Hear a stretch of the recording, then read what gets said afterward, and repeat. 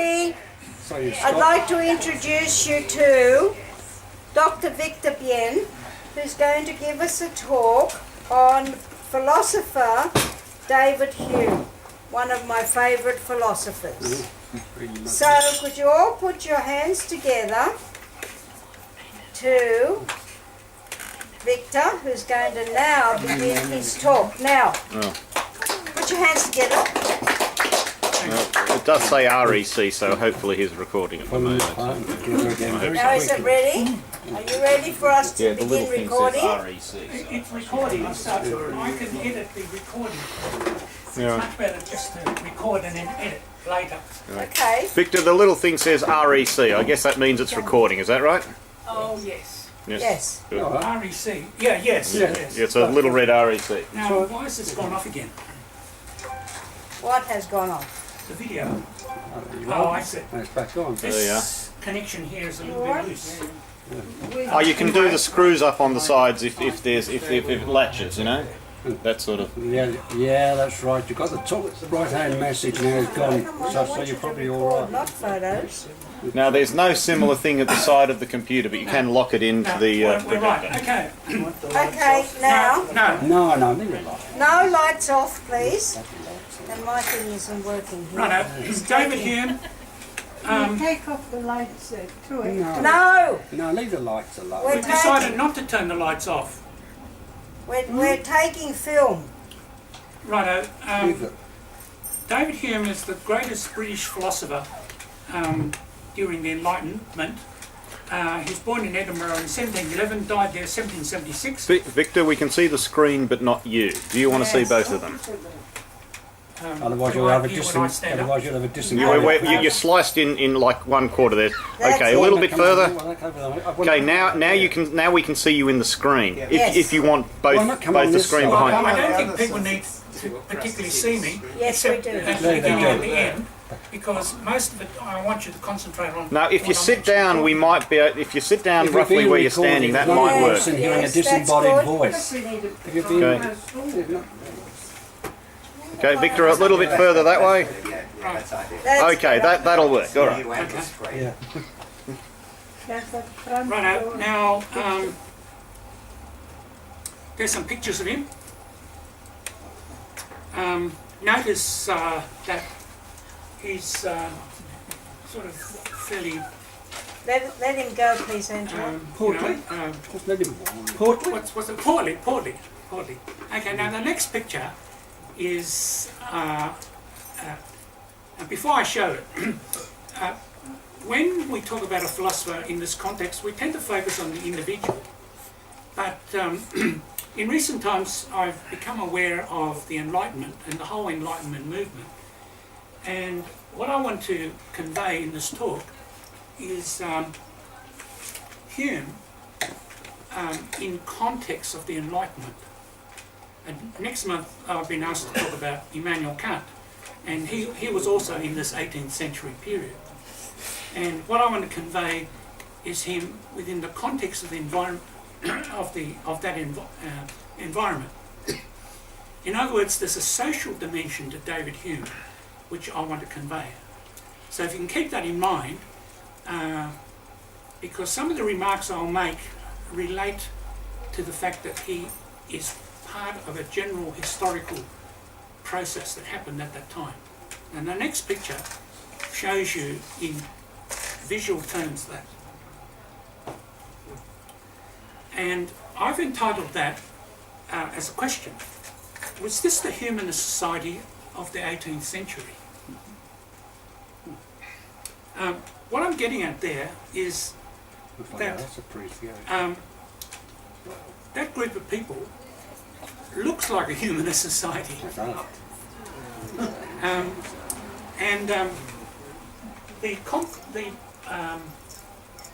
The host is that woman there, and so you can imagine that's Affy there. Right? And there's David Hume, I think, in the left-hand corner. And there's you at the desk with the red coat. Yeah, that's me in the desk and talking. I'm not quite sure who that is. It may be Voltaire. and some of those famous people are in there. So, you know, you've got probably Adam Smith and Rousseau, John Locke, you know, there's quite a lot. And what that picture conveys is that there was a whole general movement. So it wasn't just David Hume. That environment is called a salon. And it was in France, in Paris, and the secular Enlightenment people like David Hume and so forth had to keep their heads down to some extent, because you've got to appreciate that the religion at that time was not quite as brutal as it was at the beginning of the 18th century, but you know, you still ran the risk of coming a cropper to the authorities. Amongst those people there was a philosopher called Diderot, Denis Diderot. Denis Diderot created the encyclopedia at the time, and it was a tremendous success. It took him 20 years of work, and it was a marvellous piece of work. This is a book that I got this picture from, which came from this bookroom here, to which I've got to pay Gillian a bit of money, because I want to hang on to this book. This book came from that shelf over there, which is philosophy books. And it's entitled The Age of Enlightenment. Oh. Right? And it's published by Time Life. Oh. And it's got some, a lot of text, but it's also got wonderful pictures. That's the picture you're seeing, just one of them, but there's lots of pictures. And Victor, I seem to recall that picture from the series that has been on. yes, SBS, some of the in that TV series, the heroes of Enlightenment are shown in here. And in here, there's a bit on Diderot's encyclopedia, and it goes into a lot of detail, even for surgeons, how to operate on somebody. Wow. But also instructing craftsmen, all sorts of craftsmen, how to make things. And so things which were up to that point all sort of hidden away, and sort of because people couldn't communicate, Diderot put it all in his encyclopedia, and he let everyone know. And it was a tremendous success. He was jailed when he first tried to do it, but they let him out, and towards the end he was a famous figure. John? Well, there was a comment that the encyclopedia could only be afforded by the wealthy classes, so the very people that it described, the skills that it described, the people using those skills were not wealthy enough to actually purchase the encyclopedia. No, nevertheless, yes, I realise that point. It was very successful in helping a lot of ordinary people climb up the ladder. What do we call it? Social mobility. Social mobility. Yeah, So Diderot helped social mobility big time. Enormous, incredible person. He was also, and remember this is 250 to 300 years ago, was an Enlightenment figure that said homosexual relations should be just a normal state of affairs. And he was saying that back then. And also another famous figure at that time, Condorcet, was saying there should be no capital punishment. And he paid with his life for that, because all the jobbers at that time didn't like that, and they executed him. But all this is just to convey a picture around David Hume. Okay, can I interrupt for a minute? I forgot to say at the beginning, so that the speaker doesn't get distracted, you really need to let him finish his talk first without interruption. And so make a note of the things you want to say, and then when his 40 minutes is up, I'll open the floor for everybody to say what they need to say, or questions, or make statements, okay? Okay, now this talk is going to be a high density talk, that I'll be making a great number of points. Even with this method of presenting, it'll be a bit difficult, so you might well need to have a piece of paper to jot down notes, questions you want to ask. Anyway, he was a Scottish philosopher, as I mentioned. He was a historian, economist and essayist, and known especially for his philosophical empiricism and skepticism. He was, there was a lot of skepticism back then, but David Hume puts skepticism onto a footing that affects us to this day. David Hume basically created modern philosophy, and this will become clearer as the talk goes on. Of course, back then knowledge was not as extensive as it is today, and so it was possible for people to be more polymath back then than today. It's much harder to be a polymath today, but there were many polymaths. David Hume was one of them. You mean a novel?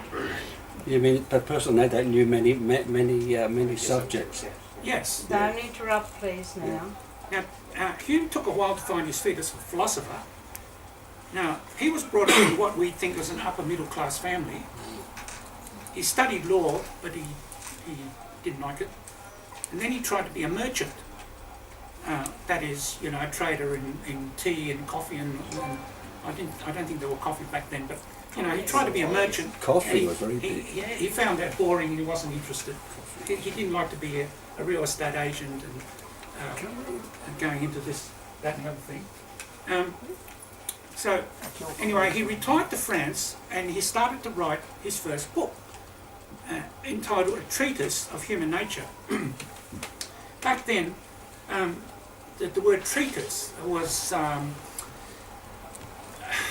we don't use that word today, but when you want to write a piece, that's basically your magnum opus. You used to call it a treatise.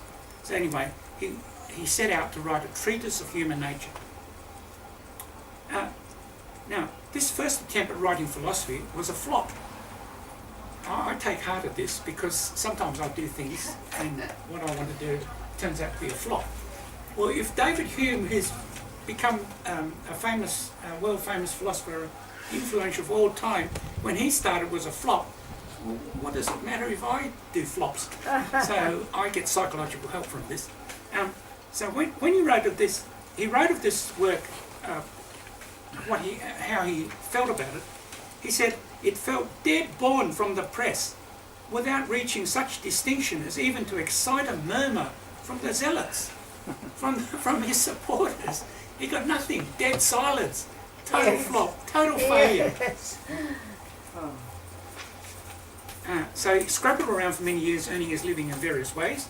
He first hit it big time, not as a philosopher, but which we mostly remember him as, but as a historian.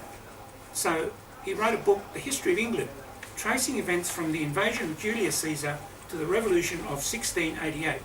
And it was a bestseller in its day. And so it was through that he made it big time. He then became sort of a famous person. Now I'll move on to his philosophical ideas. Some of his major works, Philosophy and Religion, A Treatise of Human Nature. So that was that treatise that I mentioned. Philosophical essays concerning human understanding. Many later editions were so entitled. An Inquiry Concerning Human Understanding, which includes his notorious, or famous from our point of view, essay on miracles. And I'll have something to say about how Hume saw miracles. It's really powerful stuff. 4 dissertations, and then dialogues concerning natural religion. Now, the 2 books that I'm going to focus on today are those ones in purple, right? On miracles and dialogues concerning natural religion, because they are topics that interest us as humanists, in particular.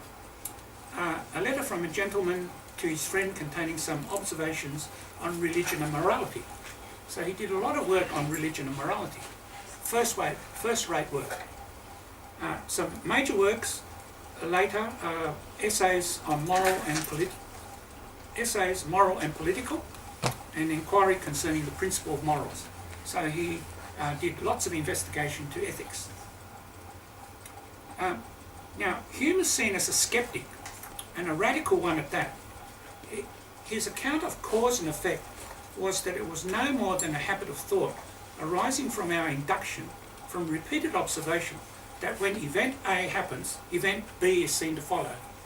Now, said like that, it sounds trivial, but believe me, when we get into it, that is the beginning of an enormous piece of work.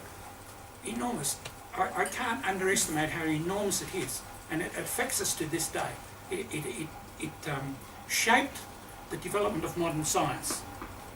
Immanuel Kant, whom I'll talk about next month, said that he was awakened from his dogmatic slumbers.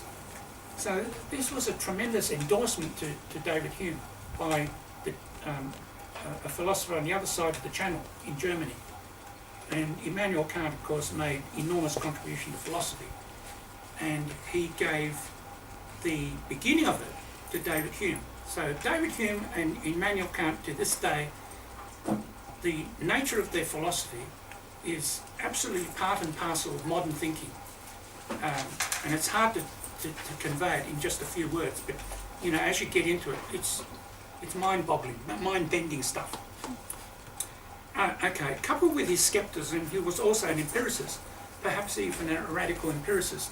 Now, empiricism is a big subject, and it branches into pragmatism with William James in America, and logical positivism in Britain. And I touched on this when I talked about Bertrand Russell last time. And there's a school of philosophy called the Vienna Circle, and the logical positivists are a wing of philosophy that came from David Hume. And we still get reverberations of that. One of the things that logical positivism says, they have a swear word.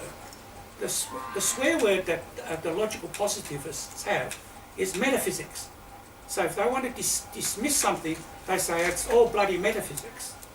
And recently there was a talk on the Philosopher's Zone, that's on ABC's Philosopher's Zone, discussing the physics of time, right? Time and space. And so there's part of physics that focuses on time. And there's a huge controversy that's erupted in America, mainly in America, where certain academics dismiss the modern physics as or metaphysics. The modern physics about time, particularly Einstein's notion of space-time, now this all starts to get pretty technical, as way over the arm, metaphysics. And the physicists, in turn, get up and say, this is a bigoted academic, narrow-minded, so, it gets pretty personal, but it's a huge issue because, I can't get into it, but it's a little bit like when, if you see time as another dimension like space, you see this room is a three-dimensional space, and I can go backwards and forwards from here to that chair and back again. But when you say space-time is 4 dimensions of 3 of space and 1 of time, that suggests that you can go from this point of time to that point of time and back again. And of course, on normal thinking, that's impossible. All right. So these are some of the conundrums that has followed David Hume and Immanuel Kant. Now, in this context, I need to just sort of step back a little bit. When we talk about empiricism, at that time it was countervailed by rationalism.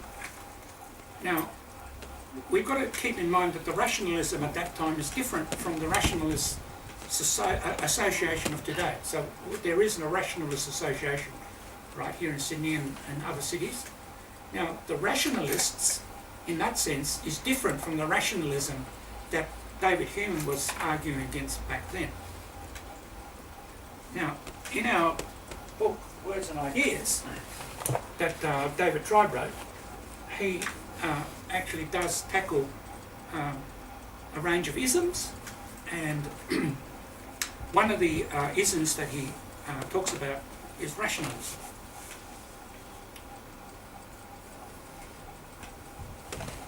Okay, that's just a note that it's a huge subject.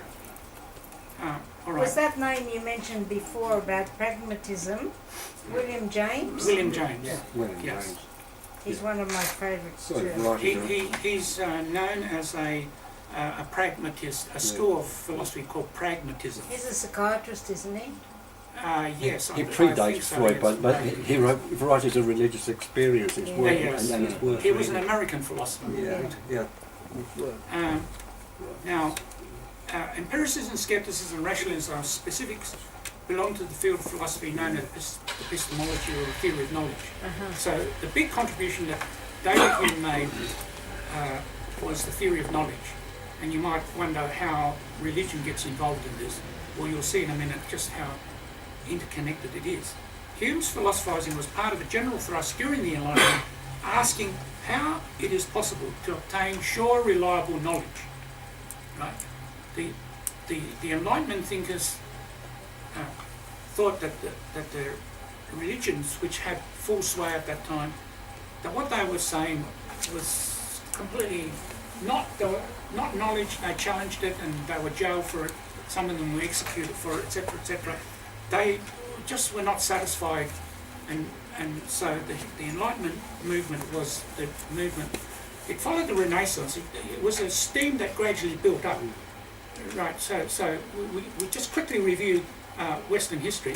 You know, you've got the ancient Greeks, and then there was the Dark Ages. The Arabs had the knowledge of the Greek thinking, and they fed it back into the West around the 12th century, and then you had Francis Bacon, and so the experimental method, and so forth. Then you had Copernicus, Galileo, and so the whole momentum criticising, becoming critical of religion started, because I mean humanity as a whole started to get could see that Dark Ages. Well, if you just let religion run its course, you just get the Dark Ages. Right? I mean, people generally were starting to see that. You see, so that's why I think that we should remember that history. That if we let religion have unfettered authority and control of people's thinking, we'll just go to the Dark Ages. Right? Just how much you ask yourself, how much has religion contributed to the modern world? The religion says, they see the modern world and they get up and they shape themselves and they think, the Christian West has brought this religion. Well, that's, excuse the vernacular, complete bullshit. The Western world came about despite the Christian religion, not because of the religion. And the Christian religion have to hide to this day to say, you atheists and so forth, because you don't believe in God, you don't have any basis for your morals. There's nothing to stop you from going completely bananas. Well, all of that is just total browbeating. It's just bullshit. It's just... anyway, you know what I'm on about. All right. So, in his first treatise of human nature, you find him drilling right down into sense experience. So, okay, you've got to remember what Hume is trying to do is to, how can we get sure, secure knowledge? Well, then you use sense experience. You've got to start from there. You've got to remember a little bit of Descartes. He says, I think, therefore I am. Philosophers were starting to think, well, how do we know anything at all? Well, we know we think, and we're aware of things, and we can agree that we're sitting in a room, there's fans running, and there's a computer on the desk and stuff like that. But how do we sort of get beyond that and sort of start having more sure knowledge? How can we be sure that the Earth goes around the Sun and the Sun doesn't go around the Earth? Right? You get the bigger questions, then you sort of start running into difficulties. And so the philosophers are starting to wrestle with it, okay? So that was all the context. So it's in a big social context. So they were thinking that in order to get sure, secure knowledge, you've got to work from experience, sense experience. And unfortunately, Ian Bryce isn't here, but I've got a fairly big debate about Ian Bryce about the relevance of philosophy. But unfortunately he isn't here, so I can't make some of the points I want to make here to him. Maybe that's why he's not here. Yeah, we got a bit of a difference about this. Some of the issues and problems he realised and tried to tackle still arouse passionate debate to this day. And I told you the story of the debate between academics about the physicist's conception of time. All right, Hume's conclusion about theology. This is Hume speaking. When we run over libraries, persuaded of these principles, that is, the modern, at that time, the more modern way of thinking from sense experience and trying to form sure, secure knowledge, what havoc must we make if we take in our hand any volume of divinity or school metaphysics, for instance. Let us ask, does it contain any abstract reasoning concerning quantity and numbers? In other words, a mathematics book? No. Does it contain any experimental, that is empirical, reasoning concerning matters of facts and existence, such as a book on chemistry or a book on biology studying frogs in waterways? No. Commit it then to the flames, for it can contain nothing but sophistry and illusion. So, pretty uncompromising words from David Hume. This is a famous quote from David Hume. Which book? David Hume. You're talking about general. This was in his Human Understanding. And you can see the sense in that of the modern Vienna Circle people about metaphysics. You see, because if it's not mathematical, if it's not empirical, it's metaphysics. You can draw it from that. So the modern expression of saying what Hume says, it's all metaphysics. Now, actually, within the humanist movement, I've got a difference between people who are hardline Hume's philosophy of empiricism, because I don't quite go along with Hume. It's a big subject, but there's an article in the Australian Humanist where I have it out with a Victorian humanist, and it's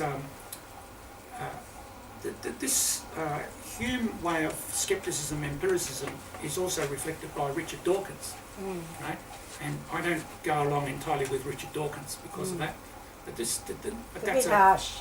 It's too cut and dried, Black and white. it fails to take into the rationalism thing.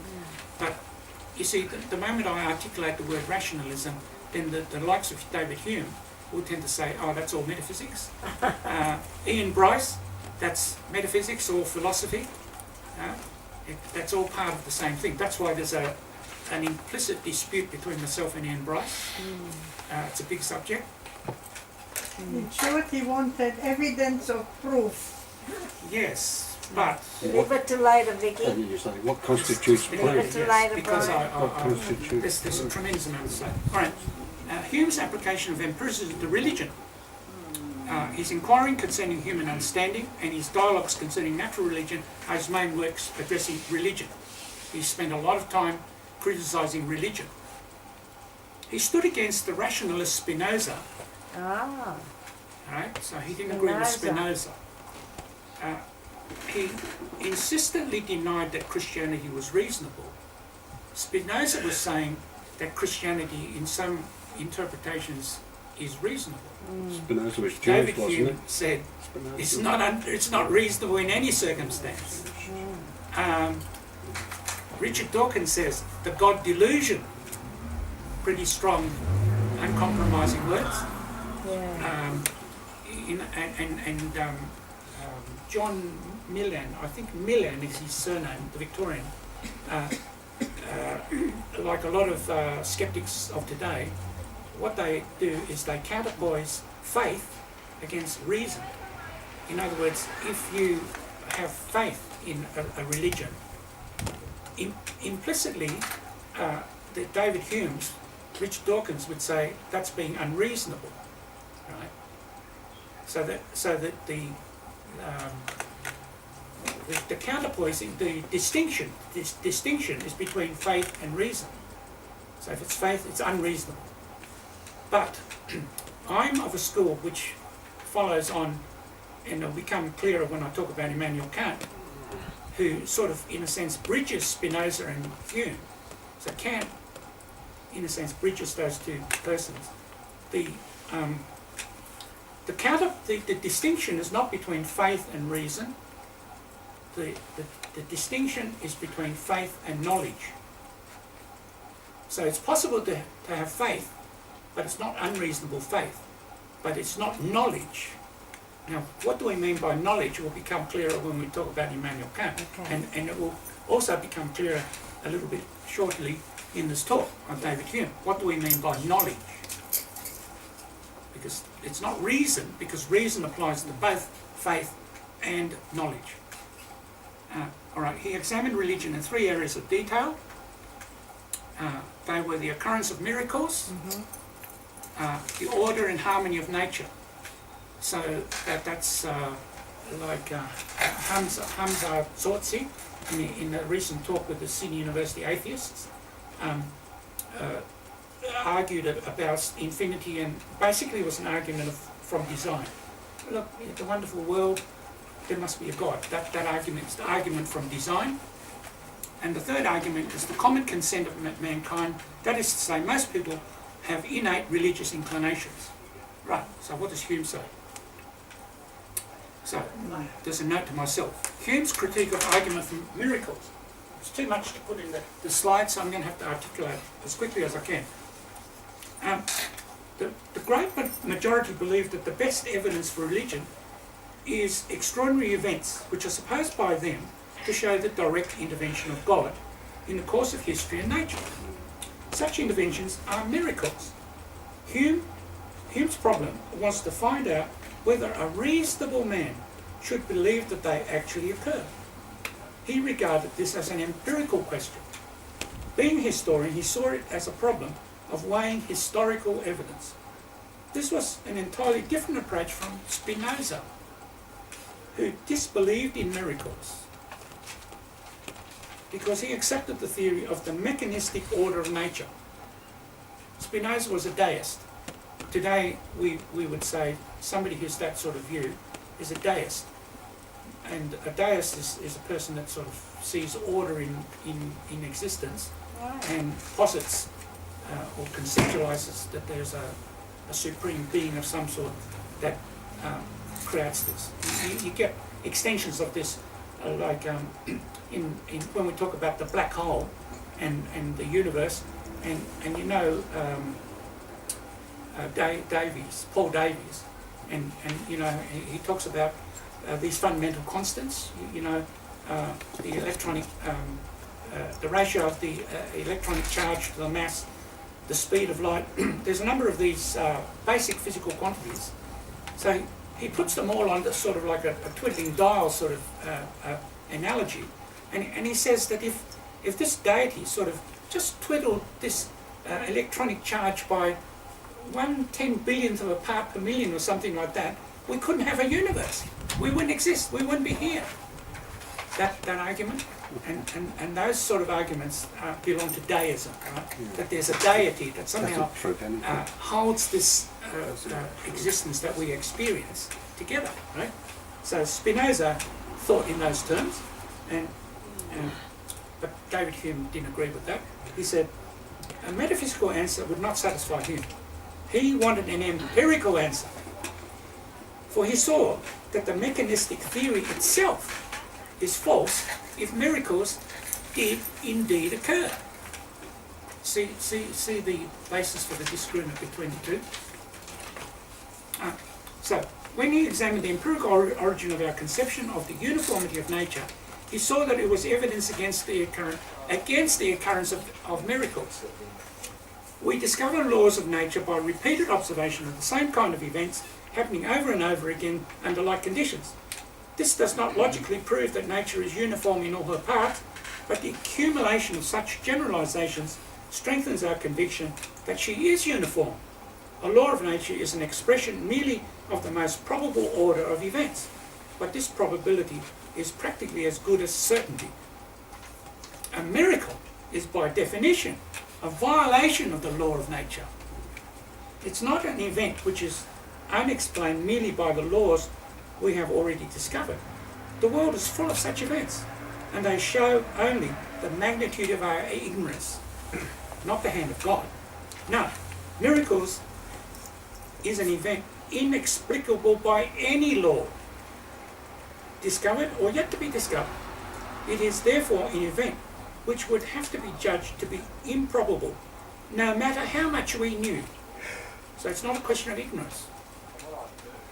A man who believes in miracles, therefore, not only believes in the power of God, but also disbelieves in the power of human reason to explain much of what is yet unexplained. And they're actually more powerful words than we quite realise today, because the religious said that we've got to be humble before God. And so who are we to say, what God says or what isn't says? So you get a lot of these sort of arguments that, like, if right and wrong is something that exists independent of God, well then can God have created right and wrong? It is along those lines, right? Anyway, probability is always against the occurrence of a miracle. This follows simply from the definition. Since the law of nature of which a miracle is a violation is a statement of the highest probability we have been able to ascertain. This does not show that miracles are impossible. It merely shows that the evidence for them must be overwhelmingly strong if it is to count against the great antecedent improbability of the event. That remark there about weighing, the weight of one thing and another actually applies to science today, because you can have do a science experiment which apparently disproves some scientific proposition. Recently there was one. A major scientific proposition that no particle can travel faster than the speed of light. There was an actual experiment done looking at neutrinos, done in Italy, and they found that they could detect this burst of neutrinos a few milliseconds or something before the speed of light calculation came through.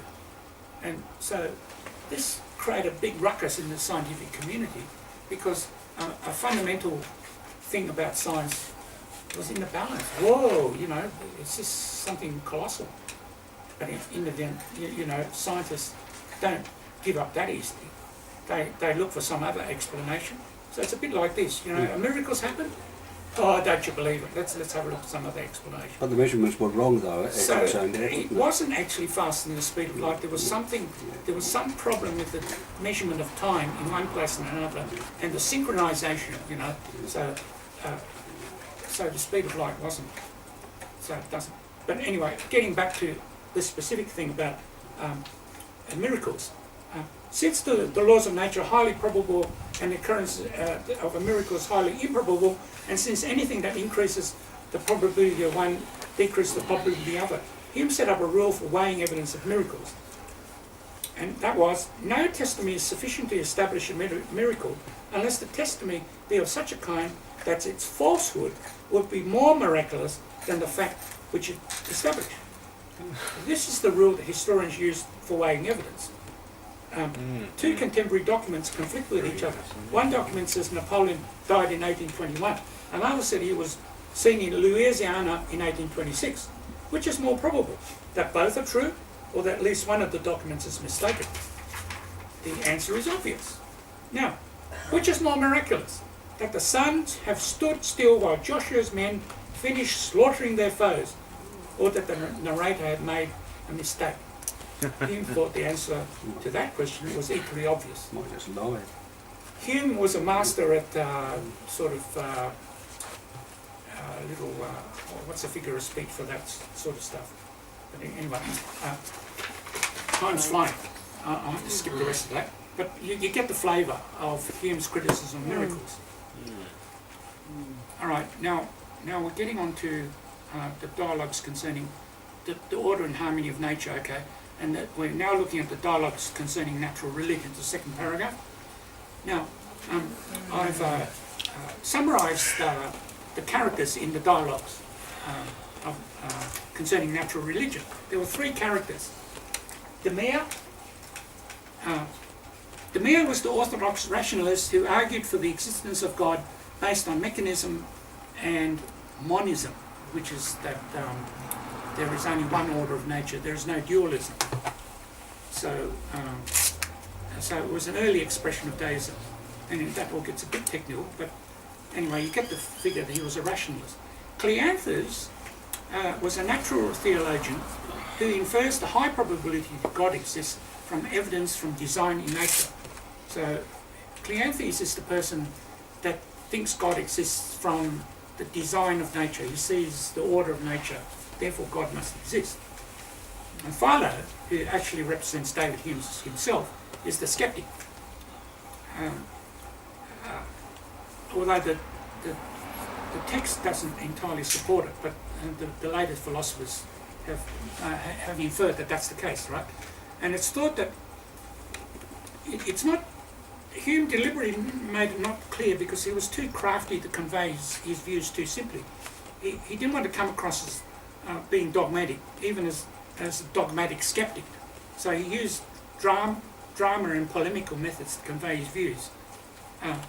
But it also conveys the tension and the room for ongoing debate. So, the argument from design expressed by Hume is this, and you'll hear Christians use this argument. Okay, look around the world, contemplate the whole and every part of it. You will find it to be nothing but one great machine, subdivided into an infinite number of lesser machines, which again admit of subdivisions to agree beyond what human sense and faculties can trace and explain. All these various machines, and even their most minute parts, are adjusted to each other with an accuracy which ravages into admiration all men who have ever contemplated them. The curious adapting of means to ends throughout all nature resembles exactly, though it much exceeds, the production of human contrivance, of human design, thought, wisdom, and intelligence. Since, therefore, the effects resemble each other, we are led to infer, by all the rules of analogy, that the causes also resemble, and that the author of nature is somewhat similar to the mind of man, though possessed of much larger faculties, proportionate to the grandeur of the work which he has executed. Argument from design.